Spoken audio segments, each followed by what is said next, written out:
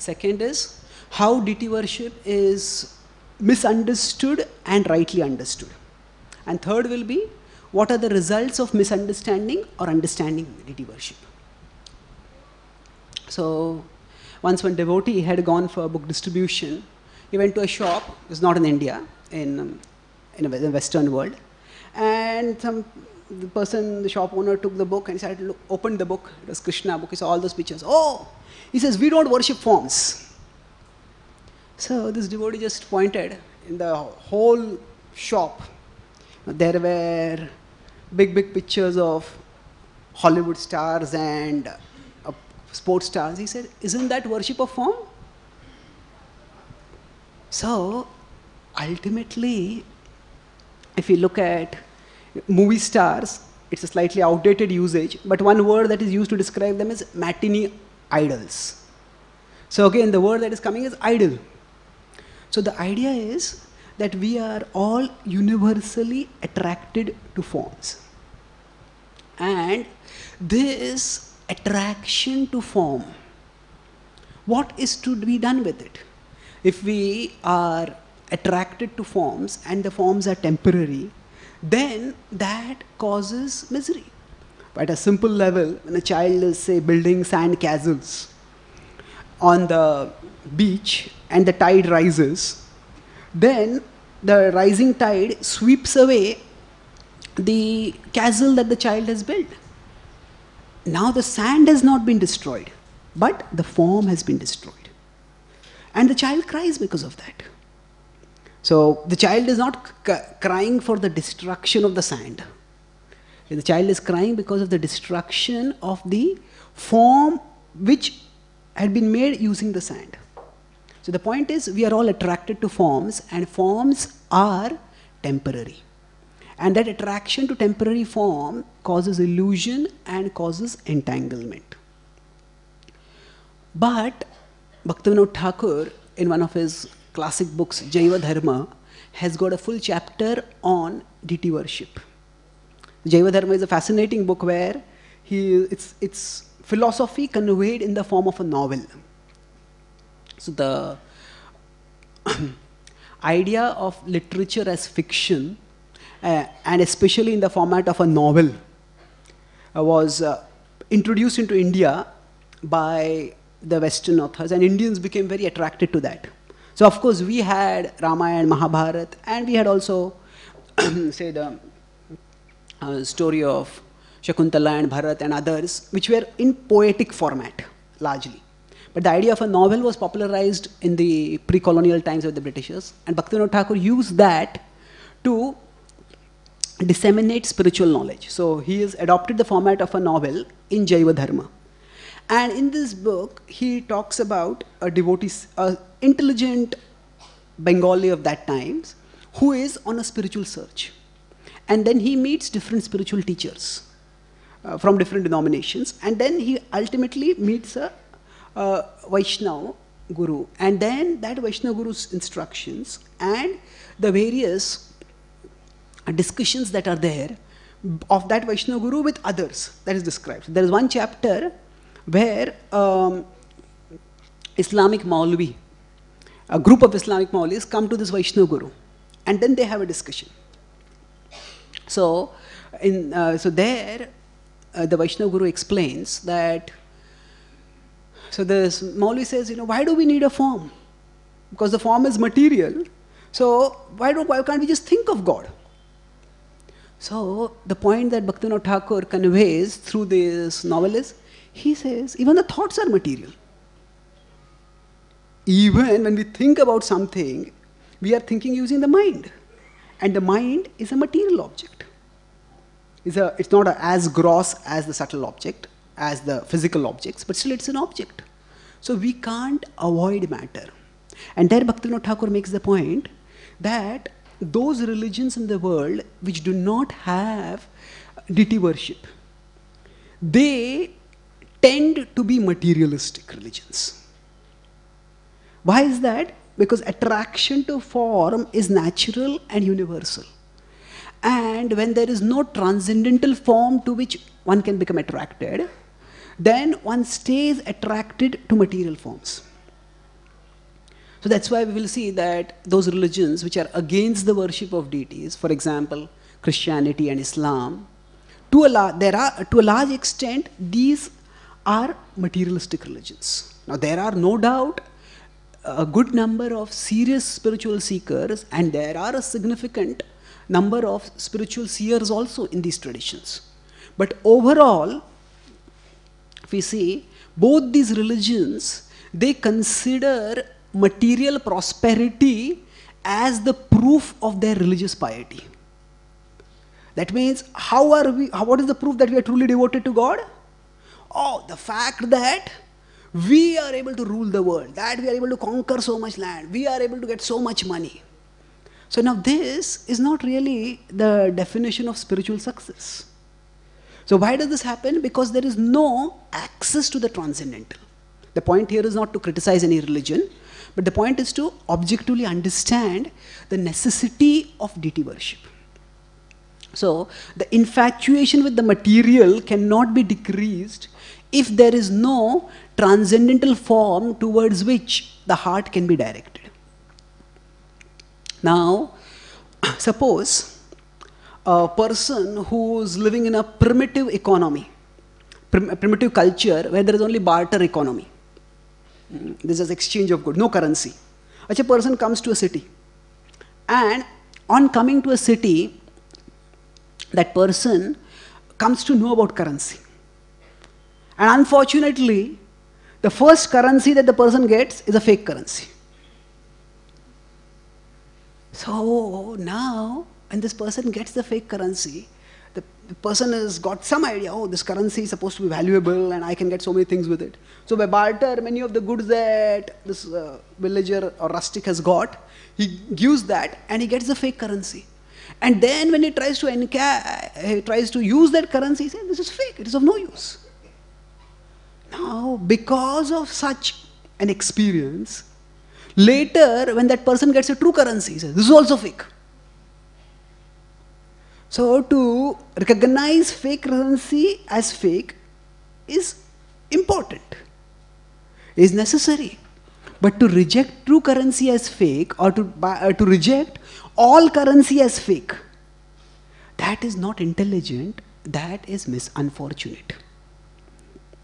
So similarly, if we look at the example of currency, I am giving to talk about form. So there are people, all of us, we are attracted towards forms, and we find that this attraction towards forms is disappointing. We are attracted to beautiful forms, but then how long does that beauty last? And people make various attempts to try to conceal the diminution of the beauty of the form. Nowadays, cosmetic industry is a huge industry. And the whole purpose is to try to preserve the beauty of the form. But it doesn't last for very long. So some people, when they understand, oh, these forms are temporary, attraction to them causes entanglement. So let us go beyond form. And when they come to the form of the Lord also, they consider, oh, this form must also be like this only. We have to go beyond this form. We have to go to some higher reality which is formless. Now, the form of the Lord is the true currency. Bilva Mangal Thakur, in his Krishna Karanamrit, gives us a glimpse of the sweetness that is manifested in Krishna's form. Madhuram madhuram vapurasya vibho madhuram madhuram vadanam madhuram madhugandhi mrudusmita metadaho madhuram madhuram madhuram madhuram. So he is describing madhuram madhuram vapurasya vibho. Vibho. This infinite, this vibho means great. This is the Supreme Lord who is infinite. And he has a vapu, he has a form. Now this itself is oxymoron. Oxymoron means when two opposite things, opposite ideas are brought together. Say if somebody says, oh, you are a courageous coward. How is it? Either you are courageous or you are a coward. Or somebody says, this is a brilliant fool. How can somebody be a brilliant fool? So the point of usage is like these are, when two words in two opposite senses are brought together, that is called as an oxymoron. It's a figure of speech in English. And vapurasya vibho. Vibho means one who is unlimited. Vapu means form. Now as soon as we talk about form, form means limited. So how can the unlimited manifest in a limited form?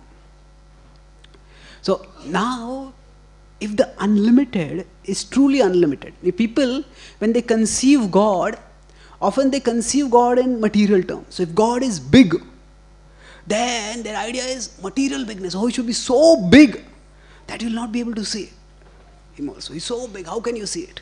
Now Krishna displays that kind of bigness also in the Virata Rupa. When he displays that in the Vishwarupa Darshan in the 11th chapter, so Arjuna realizes that this is God, and he says, I have to offer obeisances. And then he says, Nama purastad prushtataste namostute sarvate vasarva.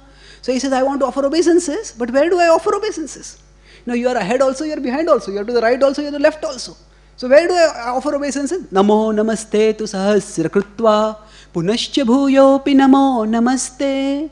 So he says, sahasra krutva, I offer obeisances thousands of times, and still that is not enough, so I offer obeisances more times also. So the point is, yes, Krishna is unlimited, but the unlimitedness of Krishna is not just that he is so big that we can't see him. The unlimitedness of Krishna is such that he can manifest in a limited seeming form and still stay unlimited. The unlimitedness of Krishna is that he can manifest in a small seeming form. And Krishna as Arjuna's charioteer, as Partha Sarthi on the battlefield, he was just at one place on one chariot. But then that same Krishna, when he told Arjuna that Divyam dadamite chakshu pashyame yogamaishwaram, in 11.8 he said, I will give you the divine eyes. And he gave it, and then suddenly that same Krishna who was manifested at one place within the chariot, which was on one place on the earth, which is one planet within the universe, Krishna manifested the whole universe. So ihaikastham jagat krishnam pravibhaktam anekadha apashyad deva devasya sharire pandavastada ihaikastham. So at one place Arjuna was situated, but he could see everything, everywhere. Jagat, Krishnam, without any exception. He could see everything. So Krishna, his unlimitedness is that he although seems to manifest in a limited form, but he is not limited by the limited seeming form. He stays unlimited. So what does Bilvamangal Thakur say? He says, Vapurasya vibho. This Lord is infinite, but he has a form. And what is the nature of that form? Madhuram, madhuram. He says, so sweet. It is so sweet, it is irresistibly sweet. And to convey that, he gives the idea, he uses the word madhura, and he says it twice. Madhuram, madhuram. One madhura is not enough. So he says, twice I'll use it. And then he says, madhuram, madhuram, vadanam, madhuram. And he says, Krishna's whole form is sweet, but within that, his face is especially sweet. So madhuram, so for describing vadanam, for describing the face, he uses 3 times madhuram. Madhuram, madhuram, vadanam, madhuram. So he uses the word sweet. It's so sweet. Then he says, okay, generally when a beautiful person is described, yes, we look at the form of the person, they look at the face of the person. And then within the face, the most expressive is the expression, is the smile or the frown or the whatever on the mouth. So he says Krishna's mouth is Madhugandhi mrudusmitametadaho. Madhuram, madhuram, madhuram, madhuram.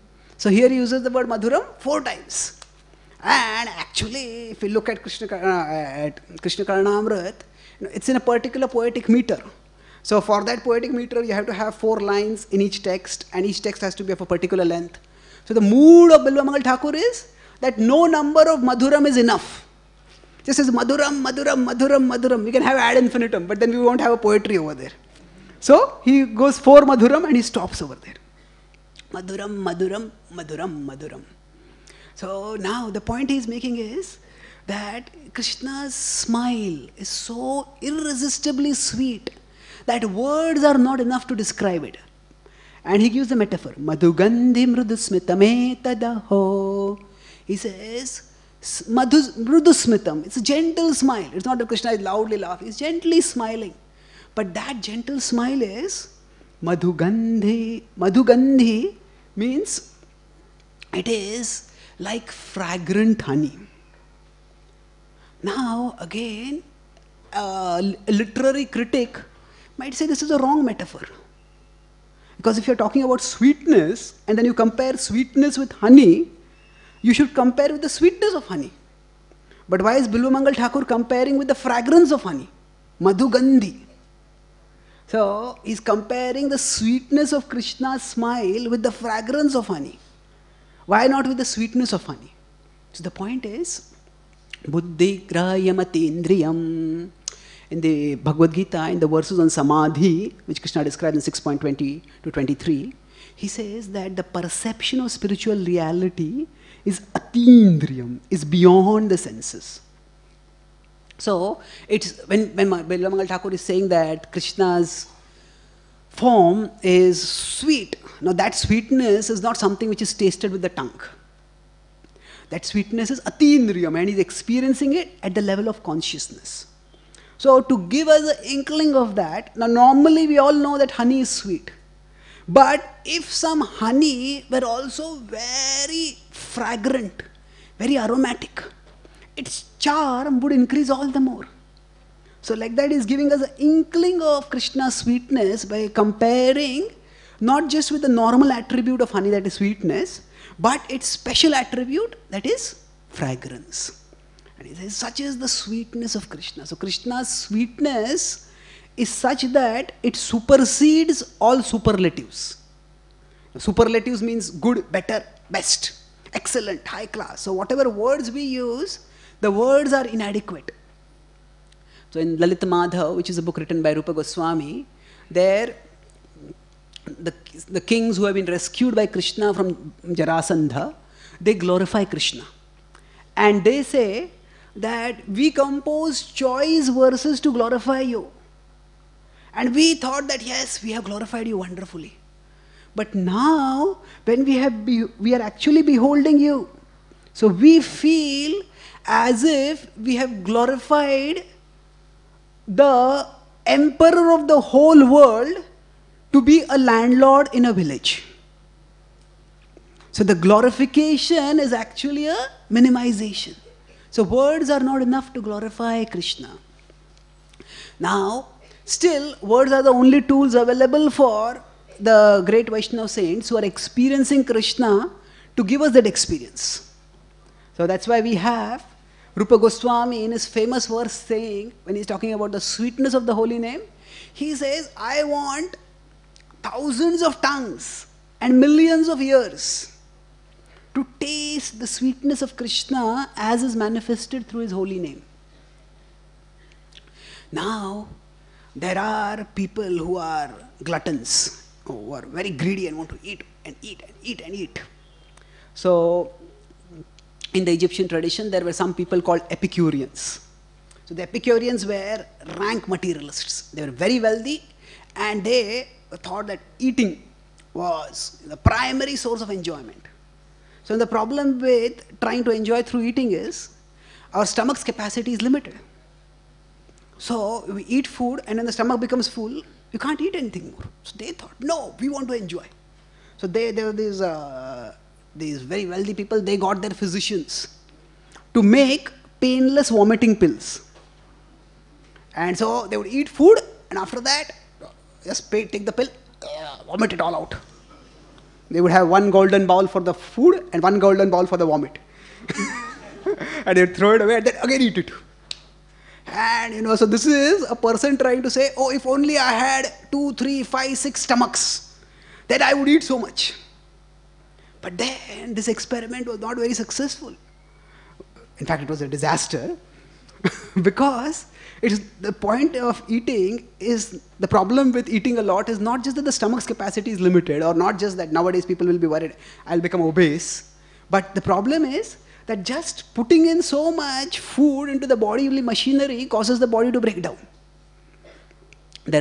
So that's why after that, one generation they tried this, and it just was a disaster. So many people died. So after that, there's an Egyptian saying which came up, which is there on one of the pyramids also. They say, no, you live on 1/4 of what you eat.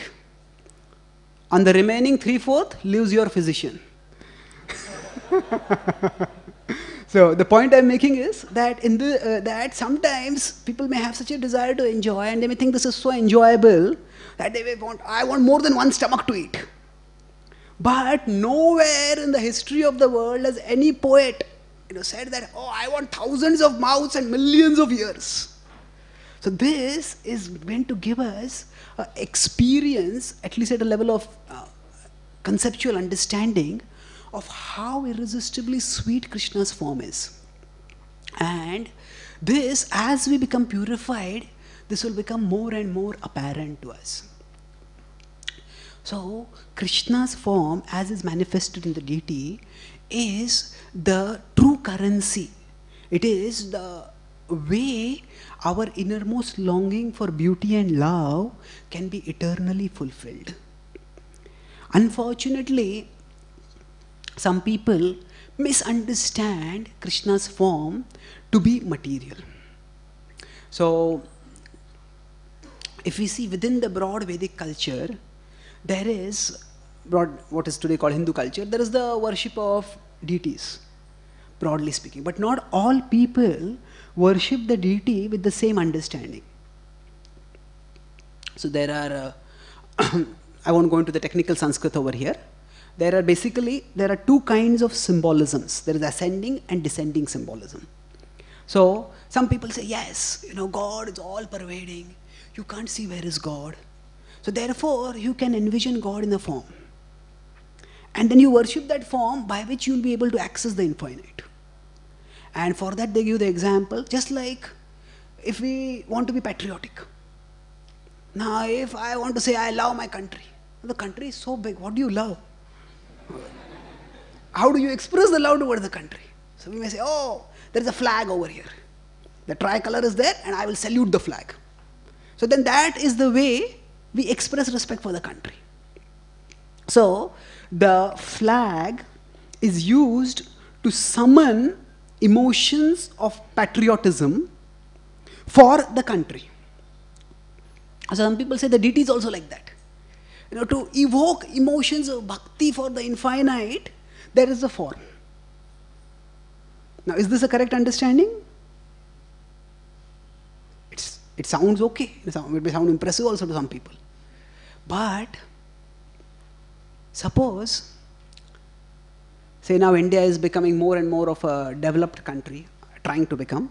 So we say that now agriculture is not very important for us.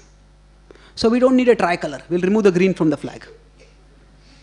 So we'll have bicolor then. Is it possible to change the Indian flag from tricolor to bicolor? No or yes? Yes, isn't it? If the Indian Parliament passes a resolution, they make a constitutional amendment, it's possible to change. And maybe if it is changed, 1 or 2 generations later, people may not even know it. One time India had a tricolor as a flag.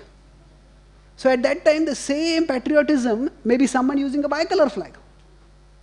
So the point is here, between the tricolor flag and the nation India, there is no intrinsic connection. The connection between the tricolor flag and the country is simply in the conceptualization of the citizens. So this is the idea that comes when people conceive the deity simply as a representation for the infinite.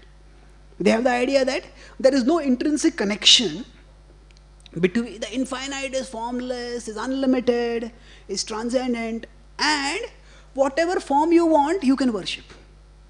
So there are impersonalists who say, if you whichever devata you want to worship, you can worship.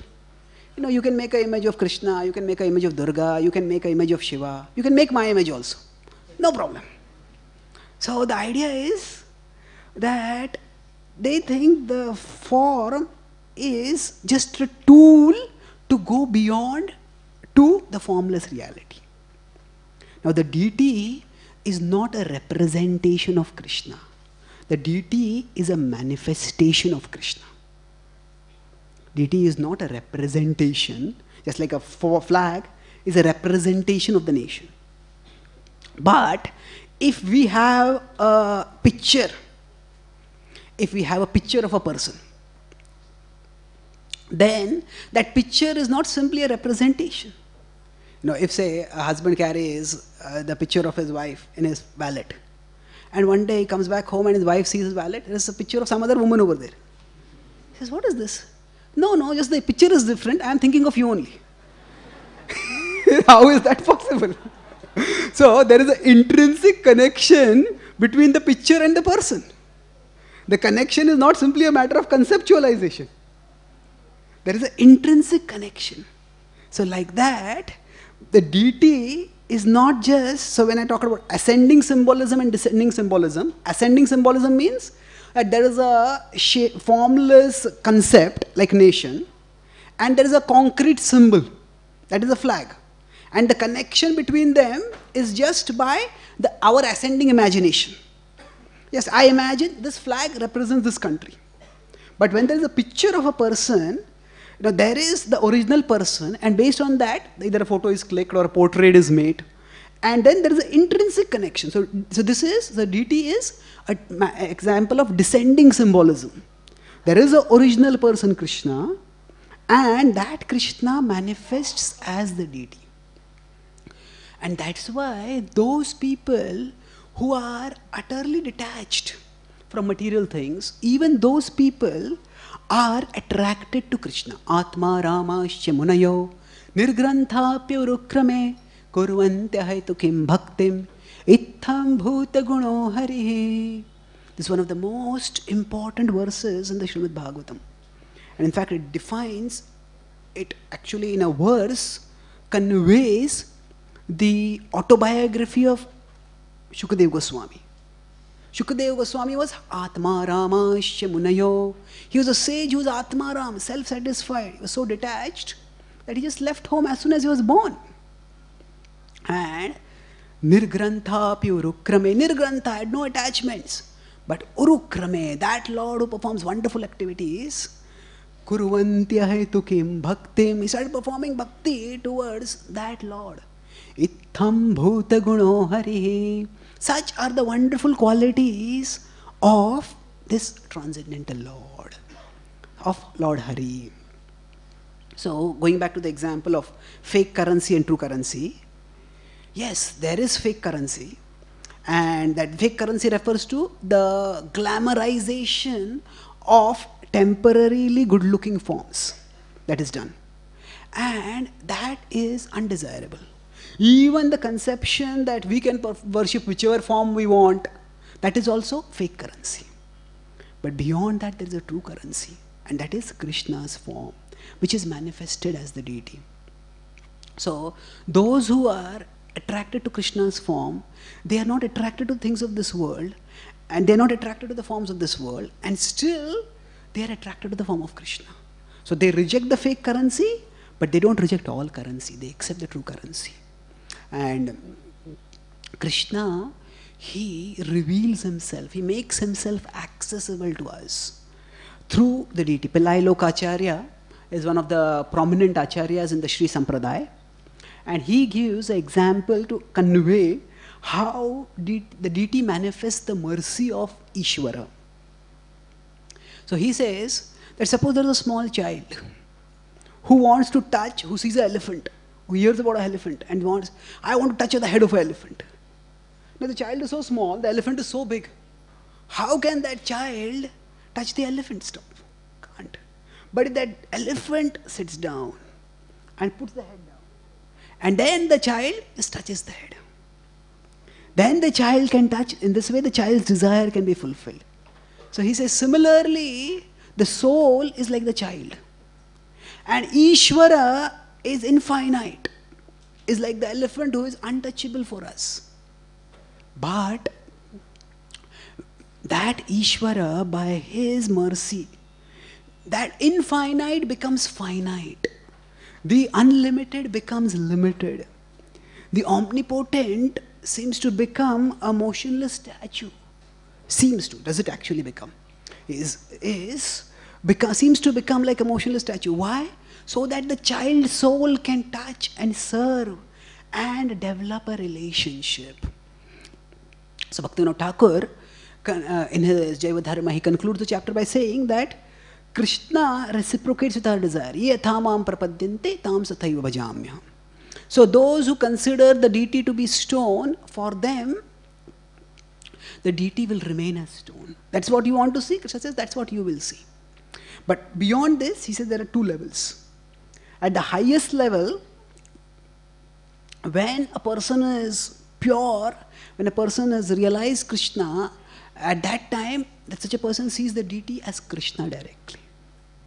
But till that time, so most of us are neither here nor here. Now we accept in principle the deity is not stone, but still we can't really see the deity as Krishna right now. So what do we sadhakas do? He says, accept with the eyes of faith.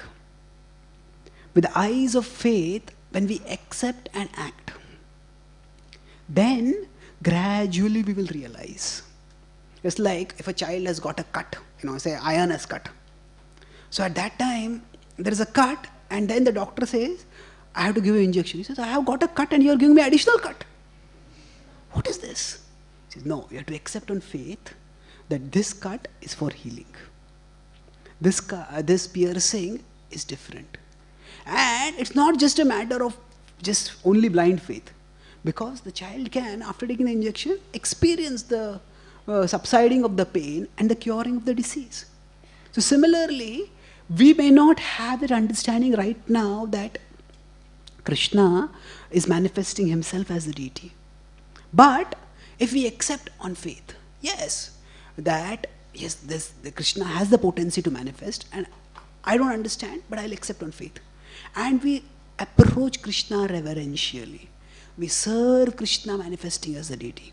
Then he will reveal himself to us. And gradually, we will come to this realization, Madhuram Madhuram Vapurasya Vibho. His form is so unlimitedly sweet. So I'll summarize, then we can have question answers. So I started by talking about how the principle of attraction to form is universal. And in the normal life, it binds. And to become liberated, it has to be directed towards the spiritual realm. And the misunderstanding of deity worship can come because a person who has been cheated by fake currency may reject all currency as fake. Similarly, people who either because of attachment to material forms and the resulting entanglement, or who because of intellectual analysis thinking that, oh, this is limited, how can unlimited God manifest? Because of that, they reject forms. Then they will end up, if based on this they reject all forms, then they become like people who reject all currency as fake currency. And beyond that, those who turn towards, so this is the misunderstanding, and the result of this misunderstanding is, as Bhaktivinoda Thakur says, those religions which reject deity worship, they stay materialistic. And unfortunately, we will see even in India, India is a very religious country. But still, there is a lot of materialism also. Why is that? Because people have not understood the transcendental form of Krishna. Because of the impersonalist predominance, so people don't get a higher taste even when they practice religious activities. And so they end up staying materialistic. The right understanding of deity worship is that Krishna is so unlimited that he can manifest in a limited seeming form and still stay unlimited. And why does he manifest like this?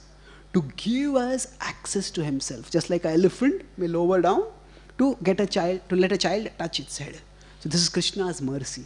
And the result of understanding Krishna's form, of Krishna's all attractiveness, is that we will get higher taste and we will ourselves gradually experience how there is so much sweetness, trans-sensory sweetness in Krishna's form that it's beyond description by words. It makes us, as Rupa Goswami says, long for thousands of mouths to relish Krishna's sweetness. Such is the sweetness that we get access to by worshipping Krishna in his various manifestations in this world, especially the manifestation of the deity.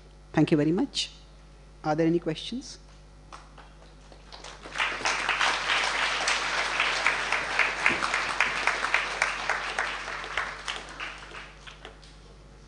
Haribol, thank you for the wonderful lecture. Okay, there are two types of devotees, personalist and impersonalist. Krishna says in 12th chapter, and regarding the impersonalist, Krishna says, Kleshodhikarastesham avvyakta sakta chetasam avyakta hi gatir dukam dehavadbhira apyate. So these impersonalists, they may be yogis or like that, and they take birth again and again. And these yogis once again become demigod worshippers, or they may take birth in Muslim, Christian families. Not only Vaishnavas, but like any family. Now I may be born now worshipping Krishna now, and now my destination is now Krishna. So, so my question is like, the personalists are the best, like according to you. That is my question. And my second, one question at a time. And my second question is like one question at a time. One question at a time. Okay, we'll take that. So the question is that among the two kinds of transcendentalists, personalists and impersonalists, are personalists better? And what is the destination of the impersonalists? Is that also part of your question? Okay.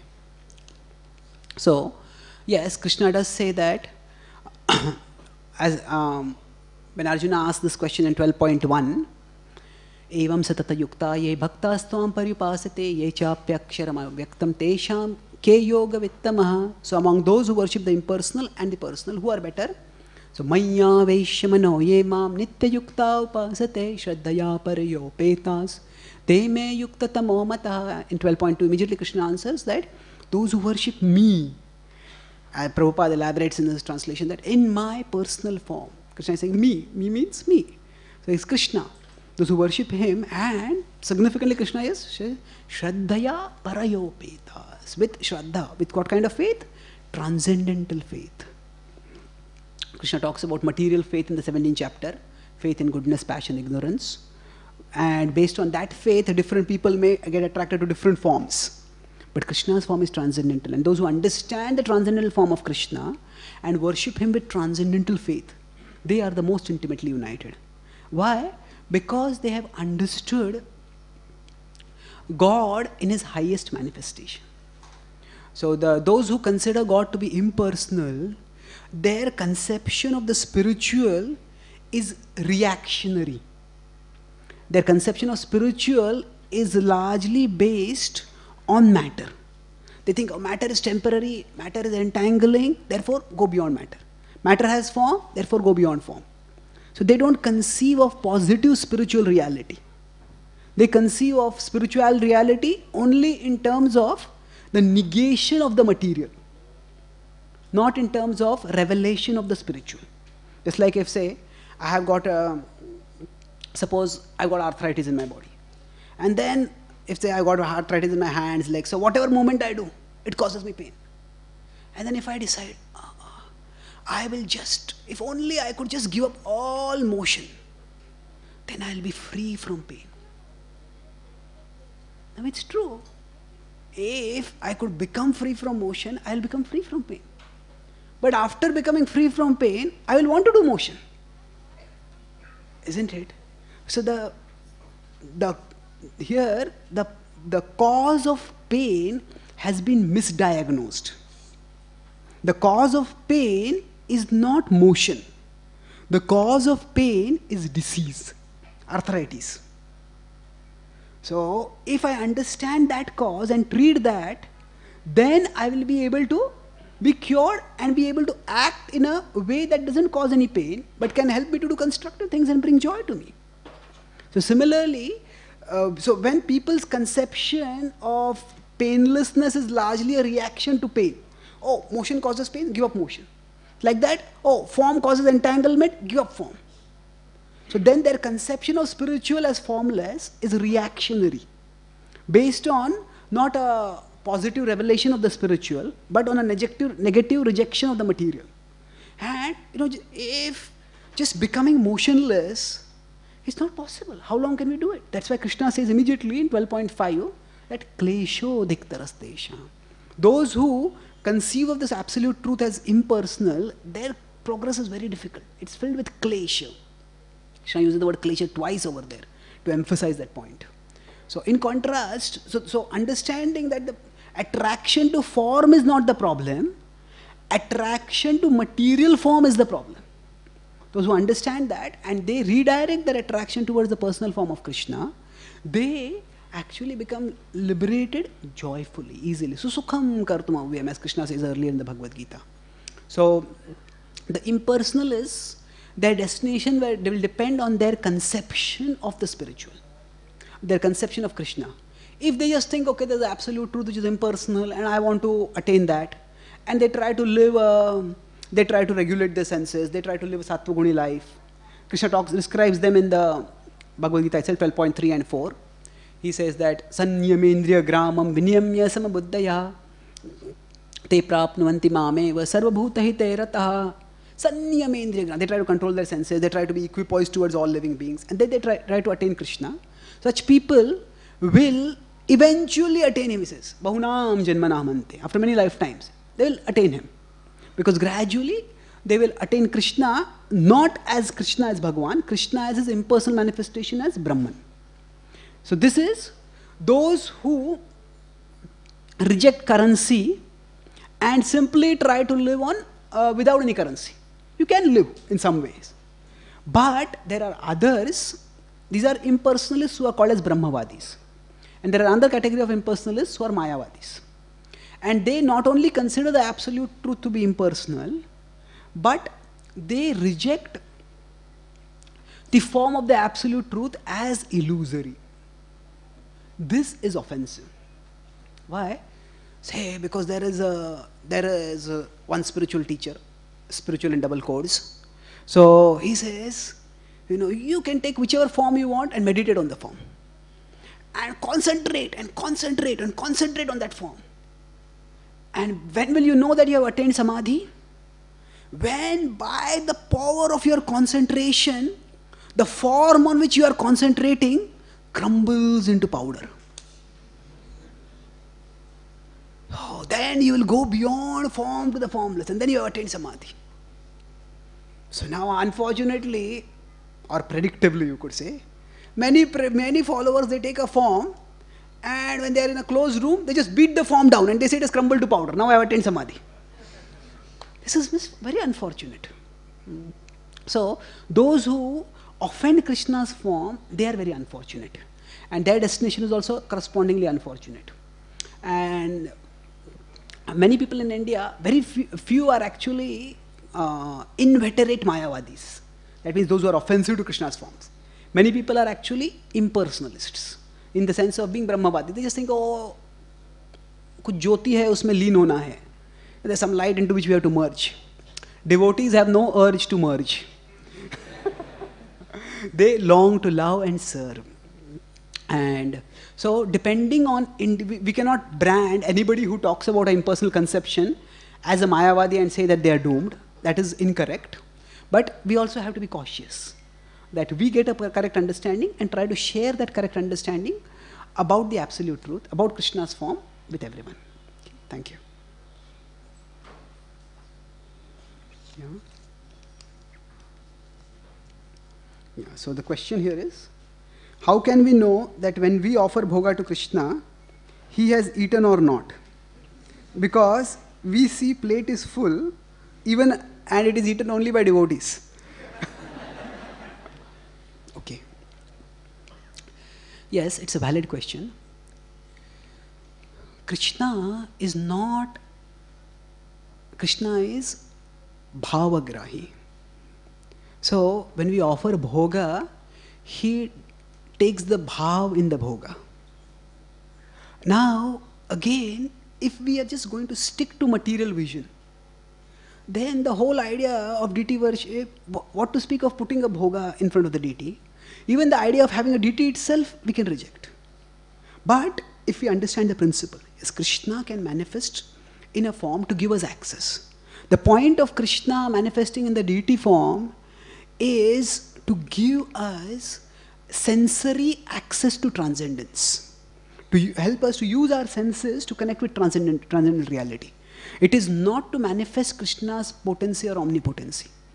So when we understand this principle, Krishna is giving me an opportunity to serve. And then when we look at the principle of bhoga, of offering to Krishna, suppose, say there is one friend who goes to the house of another friend. And normally when, say, close families, one family goes to another family, they may take a tiffin, with some sweets to give to that family as a gift. And then they go inside, they give that gift. And now, in any cultured family, if somebody gives you a box with some sweets, you don't give that box empty. You also give something in return. Dadati pratigrahanati. So that family, the host family, takes those sweets and then fills that box with some other sweets. And then gives it back, and then the guest goes away. Now, if somebody is watching from outside, and the same box went inside, same box came outside, what is the difference? But what was inside the box, that is the difference. So like that, when we offer bhoga to Krishna, what Krishna is interested in is the bhava. So the bhoga is like the box, and in the box contains the sweet. So like that, through the bhoga, we offer our bhakti to Krishna. And just as the box remains the same, but the sweet inside is different when the guest is coming out, so like that, when Krishna accepts the bhoga, then what comes back, when he accepts the bhav in the bhoga, what comes back is his krupa, is his mercy. So to the external vision, the food may remain the same. But to the spiritual, philosophically informed vision, there has been a reciprocation of bhakti and krupa. And how do we know this difference? At an intellectual level, if we understand the philosophy, we can know it. At an experiential level, if we take prasad, we will find that our heart will become purified. Our heart will become purified because we will experience a higher taste. And just by taking prasad also, the lust, the anger, the greed, the anarthas in our heart will start decreasing. We will start experiencing purification that happens by the taking of prasad. So this way is an experiential way in which we can understand that prasad transforms. So philosophy, just like a child who doesn't know the value of a currency note. And the child says, this is just some paper which has fallen down, let me tear it. Child says, oh, don't tear it. This is not a Quran, this is a 1,000 rupee note. Or you can get 500 chocolates for your birthday with this. Really? I don't believe it. Then, if the child goes to a shop and gets 500 chocolates with that paper, and they may say, may remove the lid of a chocolate, maybe remove the wrapper of a chocolate, and the wrapper, if he gives back to the shopkeeper just throw it away. With that wrapper, one will not get anything. So like that, there is, first the child understands with intelligence and then experiences actually when the child uses the currency. So like that, when we serve Krishna as the deity, then we will, first with philosophy we will understand, and with practice of bhakti, we will experience ourselves the difference. Thank you. Any other questions? Yeah. Yeah, you have a question? We'll come back to you. Yes, Mataji? Hello, in India, there are...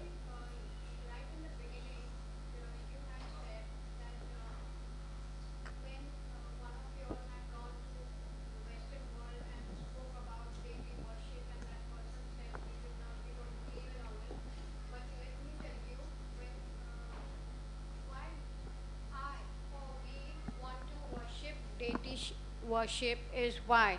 Because when we were small, when I was small, when we all are small, our parents always speak of stories of Lord Krishna or Shiva, some great stories. And then we say to ourselves, wow. And then we automatically start worshipping those gods which our mother has kept it in the temple. So this is the idea, oh, this particular, why not Shiva? Why Ganesh? We choose because certain stories we like of that person or God, we call it today, and then we put it in our temple because of the good, great stories about them. And then our parents say we should also become great like them. So I worship deity, meaning form of that particular God. Yeah, yes. So, yeah. So many people worship the deity because that's how the cultural upbringing has been. We hear the stories and then we feel attracted to certain individuals and we start worshipping their images. Yes, that is the way in which many people do worship the deity, and it is good. We are fortunate if we are brought up in a culture where we learn about the Lord and His activities, and we start getting the inspiration to worship Him. There is, for spirituality, there is the cultural aspect and there is also the philosophical aspect. So, when we hear the stories, the pastimes, that may attract us. But then, if there is not adequate philosophical understanding, then as we grow older, we may think, are these stories really true? Maybe they are all imaginations. They are just mythology. Many doubts of different kinds may come up. And when those doubts come up, people often don't have answers. So then we may become skeptical. Or nowadays we live in a culture where skepticism may attack us. For example, there was this movie PK, which talked about which basically lampooned many religious rituals. And the whole idea is that people who are spiritually, philosophically uninformed, they will find it difficult to deal with the doubts which come from within or from without. So if we have cultural upbringing, that is wonderful. But along with that, we also need to get philosophical grounding. There is cultural upbringing. A plant is there, we bring it up. Upbringing is there. But then, if the ground itself is not fertile, it is not well-tilled, the plant cannot grow for very long. So we need philosophical grounding to complement our cultural upbringing. So that philosophical upbringing, if we get properly, philosophical grounding if we get, then we get our questions answered. And then our faith becomes strong. So we don't just worship because it's my culture. Yes, it's good to worship because it's my culture. But more than that, we worship because it is the universal longing of the human heart. And that's why we will see in the Krishna Consciousness movement, which Srila Prabhupada started, it is not just people who have come up in this culture who are worshipping the deity. Now, there are devotees from various parts of the world, and they had no cultural upbringing of any conception of Krishna, God in any form, and yet they have devoted themselves to the deity worship. Why is that? Because of the philosophical understanding. So for going beyond the insecurity that comes from a non-philosophical faith, and for going beyond the sectarianism that can come because this is just my culture, to understand the universality and the glory of bhakti, we can complement our cultural upbringing with philosophical understanding. And Srila Prabhupada started ISKCON on one side to offer the culture through deity worship, that is the Pancharatra Vidhi, and to also offer the philosophy through the system of education, that is the Bhagavad Vidhi. When both come together, then we can advance very steadily and smoothly and swiftly in our devotional life. Thank you. Yeah? Yeah?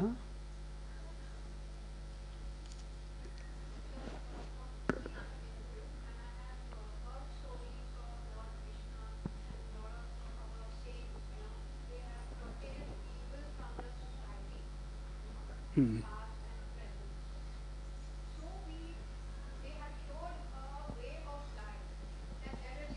In this world, and they are removing all the evil from the society.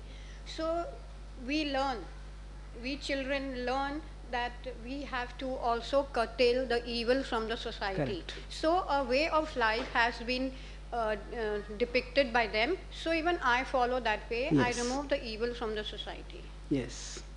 Yes. That's why, see, for instance, Lord Ganesha, he, everybody likes him for one thing, is jab, his father said that Rome, just go around the world. So your point is, and we all know that story. And I he think- went round his parents. Yeah. So Ganesh, Lord Ganesh showed us that we have to worship our parents first.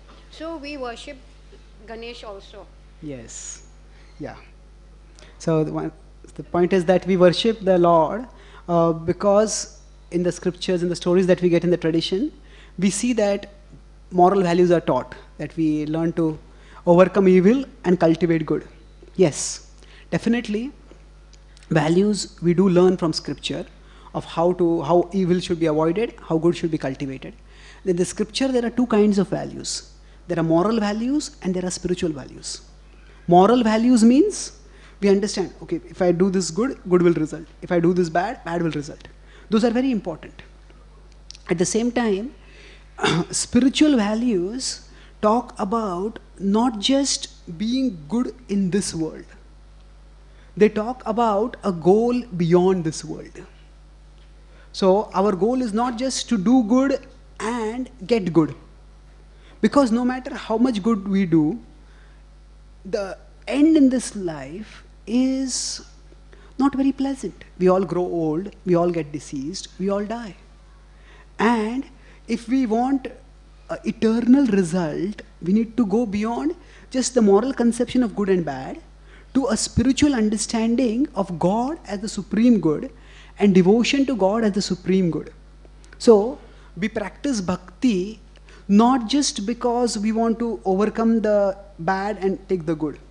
We want to go beyond this duality of good and bad to the transcendental. Because if we practice bhakti simply as a tool for establishing morality, there are many problems with that.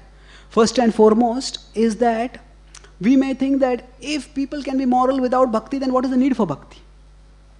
Another problem is that we may think that if people, if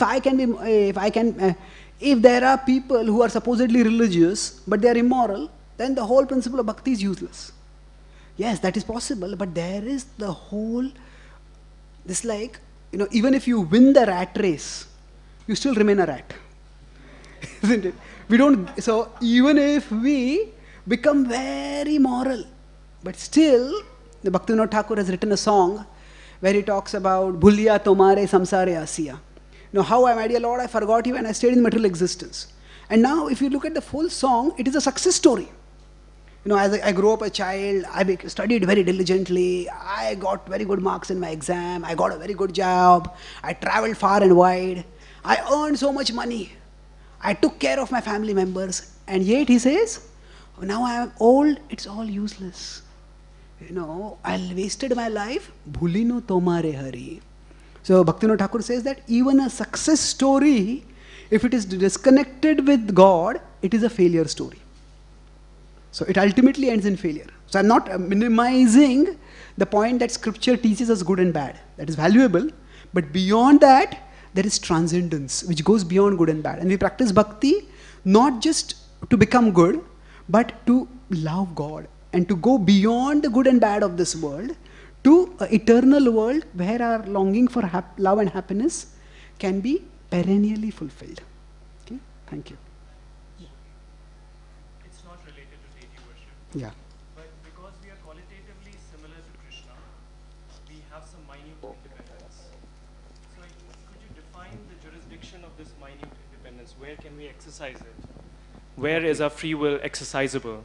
And how is this consistent with Krishna's statement that he knows all of the future, which makes it deterministic?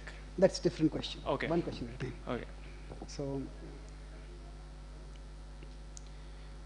So the question is that we say we have free will.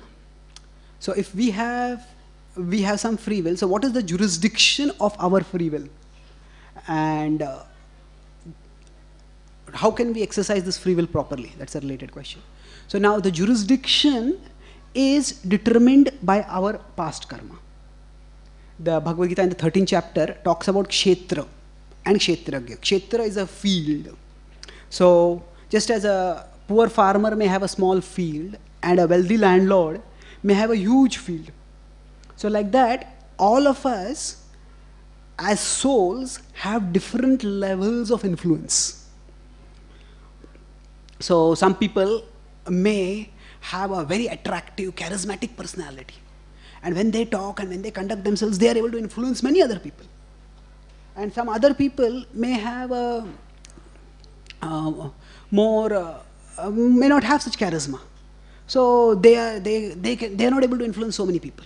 Why is this difference like that? This itself is an example of how people have different jurisdictions for how they can exercise their free will. And so the jurisdiction that we get over which we can exercise our free will, that is determined by our past karma. So now, just like an ant, its jurisdiction is very small.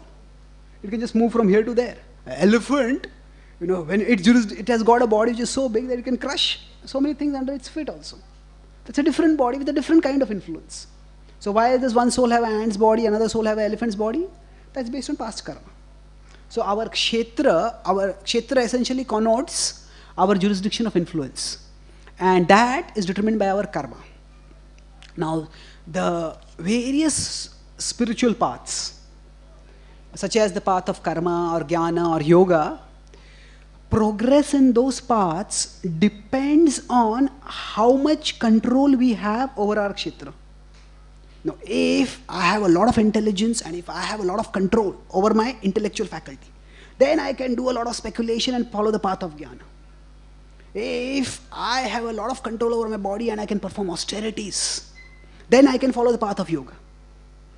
But the glory of the path of bhakti is, how much control we have doesn't matter.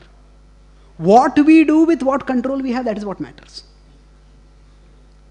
So, Hanuman, when he was building a bridge for Lord Ram, the Setu, he was able to carry giant boulders. The squirrel was carrying just some little grains. But Lord Ram accepted both the services of both of them. And both of them he blessed. So bhakti takes us direct beyond whatever influence we may have to what we do with that influence.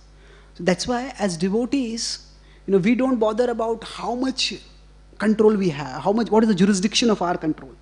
We focus on what is the direction in which we are utilizing the control. So if I have good singing ability, I use it for singing for Krishna.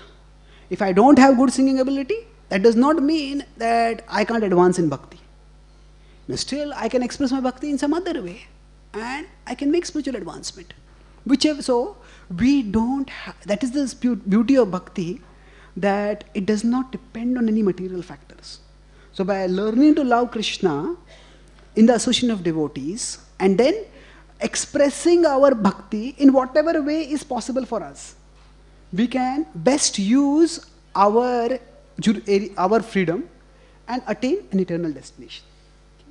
Thank you. Yeah. We'll come back to you. You had a question behind? We'll come back to you. You can speak loudly, I'll repeat the question. No, I will come back to you. You can just behind you, Okay. Very small question. Okay, in like India, there are Jagrut Devasthanams like Krishna, Vishnu, Ganpati, Shiva, like 12 Jyotirlingas. So your question is, what is the Jagrut? What is the understanding about Jagrut Devasthan? So in in India we worship main God like Krishna as well as these gods whom we consider as demigods. So what is your thinking about this? Because we in ISKCON don't consider these gods as important gods. Okay, fine. So there are there are considered to be Jagrut Devasthans, where people go and worship, and they worship not just Krishna, but they may worship the devatas also. So, how is this to be understood? Yes, now this idea of Jagrut Devasthan is often coming from a material conception. That means, if I go and worship in a temple, and mostly people worship seeking some material things, and if those material desires get fulfilled, that means that deity is awake, is Jagrut. Otherwise, the deity is Supta. That's what people think. So this is a broad conception of people's idea of Jagruta. That if my desires are fulfilled, and if many people say, oh, our desires were fulfilled when we went there, then they consider that as Jagrut. But when we go to a temple, the question, the important thing is not whether the deity is Jagrut or not. The question is whether we are Jagrut or not.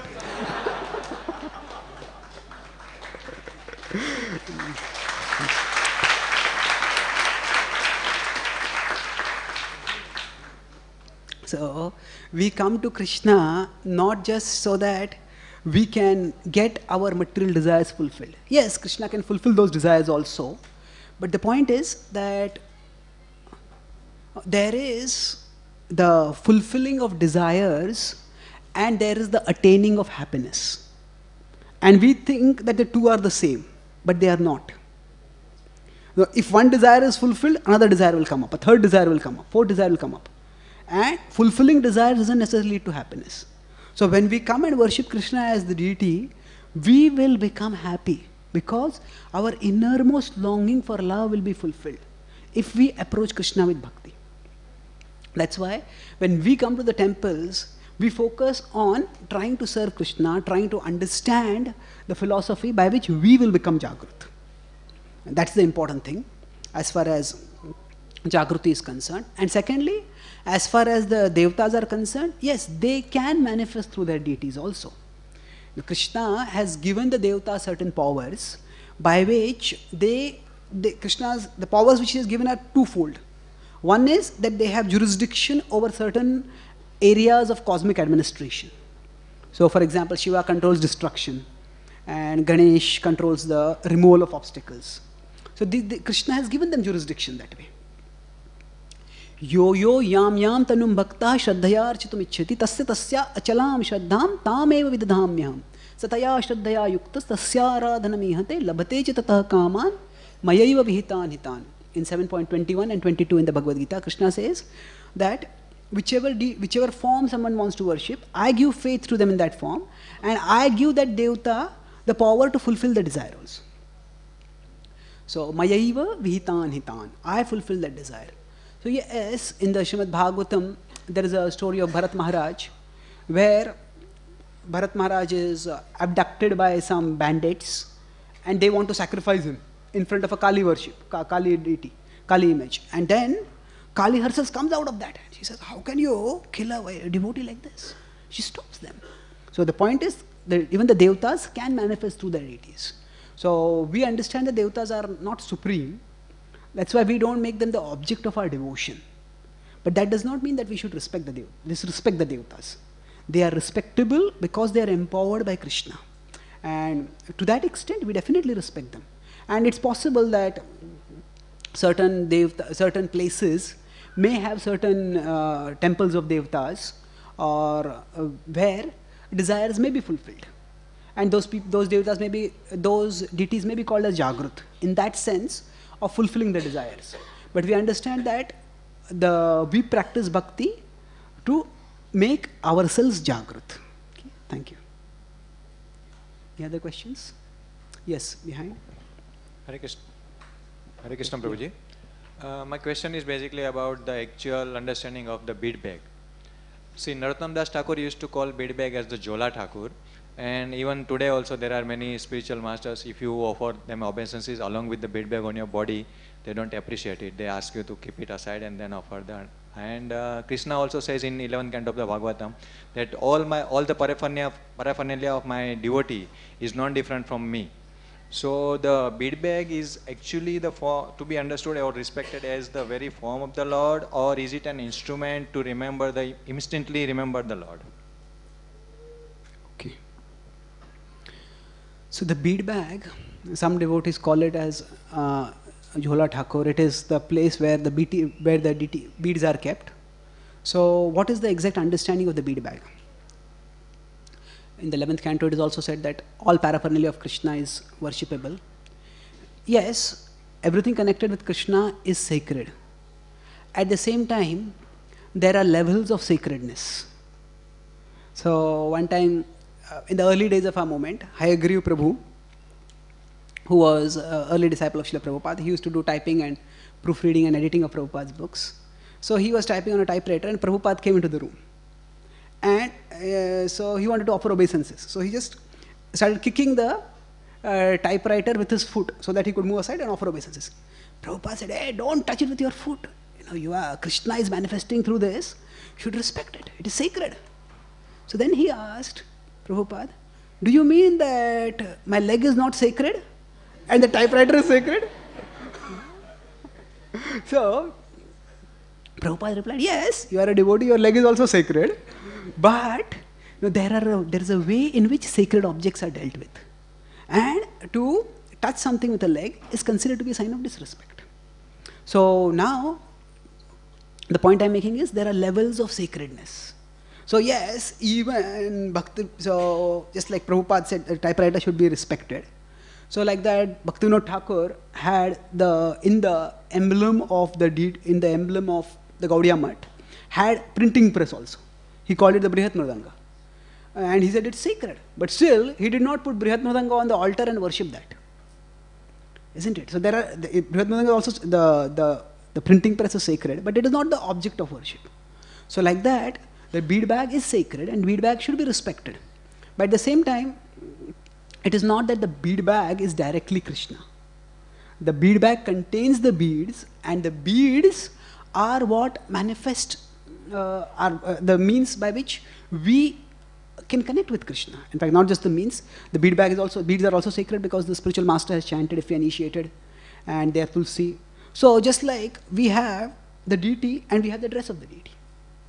Now, the dress of the deity is also sacred. That also has to be respected. But we will be offering bhoga to the deity, not to the dress of the deity. So like that, we should respect the bead bag, but there should not be a paranoia or over-respect where we start becoming judgmental towards everyone else. Hey, you are not respecting the bead bag, you are not respecting the bead bag, you are not respecting the bead bag. So there has to be basic respect. The bead bag should not touch the ground. And the bead bag should be kept clean and kept in a clean place. All that is important. But if there is also room in bhakti for individual devotional sentiment. So if I feel, yes, I should take care of the bead bag very much, and I will treat it as very respectable, very sacred. Yes, that is fine. But that is a matter of preference. When a matter of preference is presented as a matter of principle, then it becomes fanaticism. Now, yes, I feel it very, very sacred. That's fine. So I remember there were, So once there was a question whether we can mark on the Bhagavatam or not. So there are two devotees who said, one devotee said, Bhagavatam is like Krishna, how can you mark on it? So the devotees asked this to Radhanath Maharaj. So Maharaj said, yes, Bhagavatam is a deity, Bhagavatam is Krishna. And if you feel this is Krishna manifesting, no, you don't need to mark. But if somebody else feels, when I am studying the Bhagavatam, if I underline something, if I mark something, I can read it, I can recollect it, I can become more accessible, then that is like decorating the deity.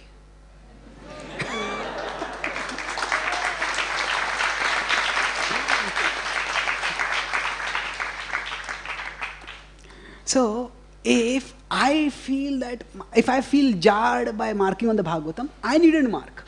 But I don't have to make that into a principle that I impose on others. And if somebody else feels, no, I shouldn't mark on the Bhagavatam, then I don't have to impose, so you have to mark, otherwise how will you remember? No. So there is room for individuality, and the extent of respect that we may offer to the bead bag, that is something which is a matter of individual preference. Okay? Thank you. Yeah? Yes, Mataji. Yeah?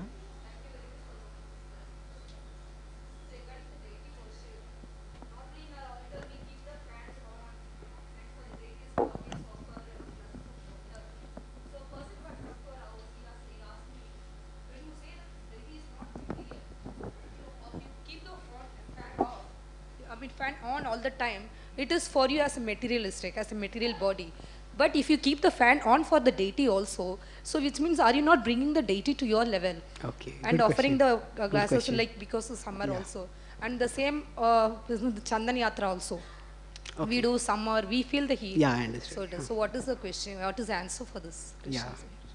So the question is that if we offer fan for the deity, or we offer chandan to the deity, thinking that the deity will be hot and we will cool it, then isn't this a material conception of the deity? Because we feel hot, we think that Krishna is hot also. So is it a material conception? There's two important things which should not be confused. First is the conception of material and spiritual in terms of constitution. And there is a conception of material and spiritual in terms of application. In terms of constitution or composition, the Atma is Satchitananda. And the body is made up of Bhumira, Apo, Nala, Vayu, earth, water, fire, air. It is material. There's a clear difference. Now we may say that the deity, the pure devotee's body is spiritual. Now what does that mean? It is not that the pure devotee's body is made of Satchitananda. But it is used, this is usage of spiritual in terms of application. You know, it is being used for a spiritual purpose, for serving Krishna. So now, when Krishna manifests as the deity, Krishna himself is transcendental, but he has manifested at a material level. So the Satchitananda Krishna is manifesting through a deity which may be made of marble or such stone or other materials. So the material conception of deity is to see the deity simply as stone. Yes, there is stone, but there is more. Just like currency is also paper, but there is more in it. It's not just ordinary paper. So material conception of the deity is to see deity simply as matter and nothing more. Now, what does it mean to see the deity as more? To see the deity as Krishna himself who has manifested. Now, when we invite Krishna to manifest as the deity, the purpose is that we get an opportunity to serve him. So now, how do we serve him? By offering him everything the way we would offer to a respectable guest. So there are two moods. One is that a very, very beloved guest has come to our house, and the other is a king has come to our house. So there is opulent worship and there is intimate worship, whichever way it is, depending on the mood. But the principle is that it's not that just as we would offer affection and service to a person whom we respect and love, similarly we offer respect to the deity. So it's not material conception to offer a fan to Krishna or to offer chandan to Krishna, because actually if we had a material conception, we would think this is just stone. What is the need to do anything? Why offer a fan or offer chandan? It's just stone. But it's because we don't have a material conception. It's because we understand that Krishna is manifesting over here. So our offering Krishna the fan or the chandan is not because he needs it, but it is because we want to express our service to him.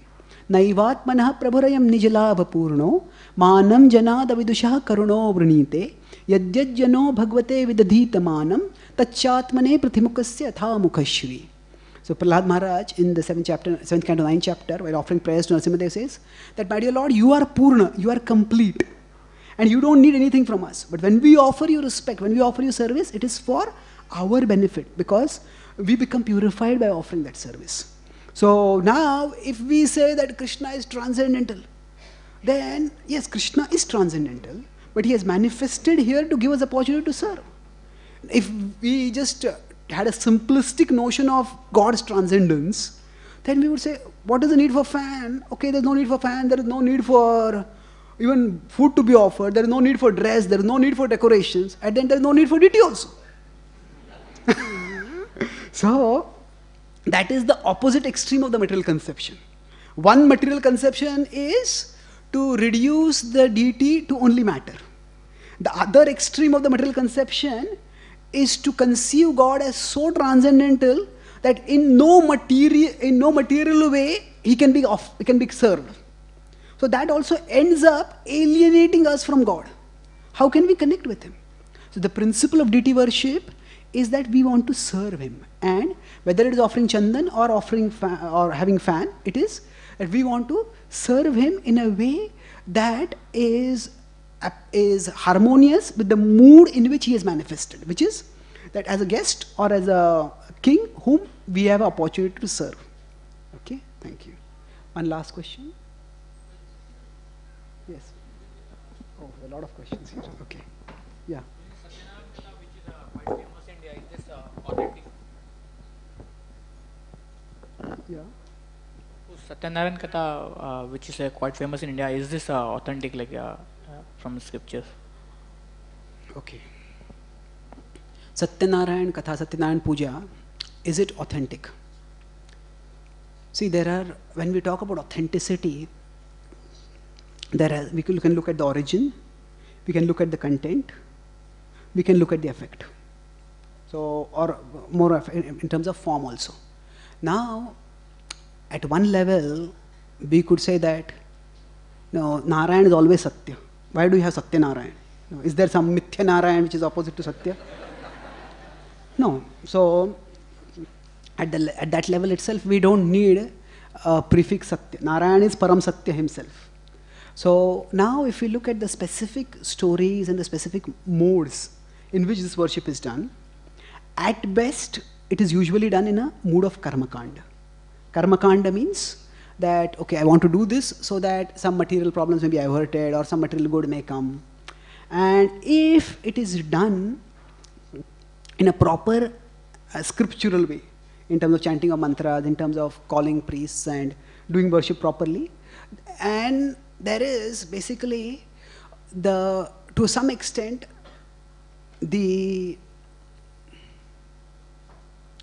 much of what goes on in the name of religion is pious entertainment. I'm sorry to say this. Pious entertainment means many people really are not concerned with the content of what is done. They just want the form. Okay, something should go on. कुछ भगवान का होना चाहिए. अभी वो भगवान है या नहीं, वो भगवान के सही में पूजा हो रही है या नहीं, people don't even know about it. So often, when I said it's pious entertainment, for some people it is entertainment, for others it is cosmetic. Cosmetic, you wear cosmetic to look good. So like that, people do some religious rituals to look good. Oh, we are also religious people, we also do something. So that's why often this sort of worship is not done with proper philosophical understanding. So rather than saying that it is right or it is wrong, because it's an activity which is done by people, and people have different levels of consciousness with which they are doing it. So in terms of the conception, we have to see individually, rather than categorically rejecting it as wrong or fully accepting it as a right.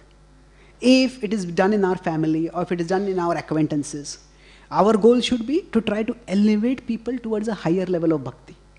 So give them a proper understanding of who the Lord is, how he is to be properly worshipped, and with what paraphernalia, in what forms, and with what mood. So rather than trying to make a judgment whether it is right or wrong, the emphasis should be to help people to come towards the right understanding. Does it answer your question? Thank you. So thank you very much. Srila Prabhupada ki, Gaura Bhaktivedanta ki jai.